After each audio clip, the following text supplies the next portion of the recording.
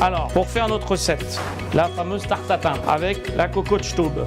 Pour faire cette recette, il faut 5 pommes Canada, une gousse de vanille, 100 g de sucre et 50 g de beurre. Alors, en premier, on va éplucher les pommes. Voilà, on récupère donc la peau et les pépins. On coupe nos pommes en 4 et on récupère les pépins pour la pectine. On met donc les peaux avec de l'eau et on va faire cuire ça 20 minutes.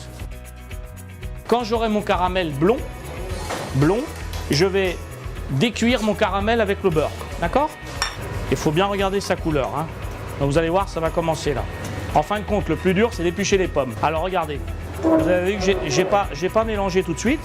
Quand on voit que quand le sucre il commence à fondre, maintenant ce que je veux, c'est juste mon caramel.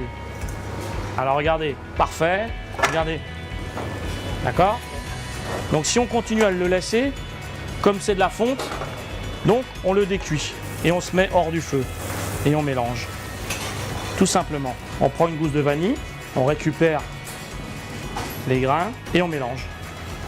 Comme ça les grains ils vont complètement se... Voilà. Maintenant, on va faire le montage à chaud.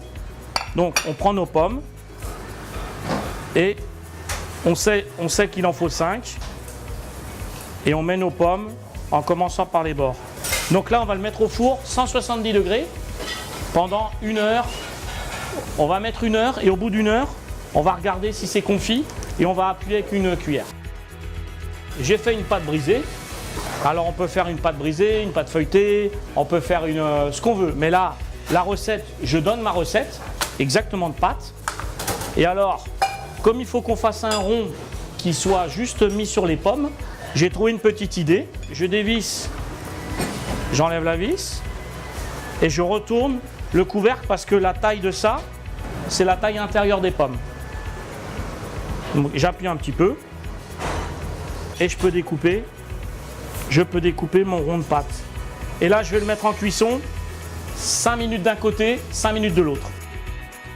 Alors, ensuite, au bout de 20 minutes, ça me donne une eau un petit peu trouble comme ça. Hein. Voilà. Je passe ça dans une autre casserole. Je le fais réduire pratiquement à sec. Il doit me rester 2 cuillères à soupe. 5 minutes d'un côté, 5 minutes de l'autre. Pour la démouler, on va la chauffer et on va la faire tourner à la main. Donc, je mets ma pâte dessus. Voilà. Et on va aller la chauffer pour la démouler. J'ai obtenu donc ça, ma pectine naturelle avec les peaux.